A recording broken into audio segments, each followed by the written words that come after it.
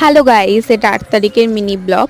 আর ৮ তারিখে আমার এক্সাম শেষ হয়ে গেছে, তার জন্য আমি সন্ধ্যার দিকে ফ্রেশ হয়ে ম্যাগি ট্যাগি খেয়ে আমি পড়তে বসে গেছি। আমি আজকে বাংলা পড়বো। আর বাংলা কখনো আমি গড় করে রিডিং পড়ি না। রিডিং পড়ার আগে আমি ইউটিউব দেখে নিই, ২-৩ বার ভিডিওটা ভালো করে দেখে নিই, শর্ট ভিডিওগুলো আর কি। যখন আমি দেখবো আমি টপিক বুঝে গেছি, তখন আমি রিডিং পড়া স্টার্ট করব। আমি রিডিং পড়বো ৩-৪বার পড়বো, আর খুব ভালোভাবে আর খুব জোরে জোরে পড়বো, যাতে আমার মাইন্ডে খুব ভালোভাবে ফ্রেশভাবে আর কি ঢুকে যায়।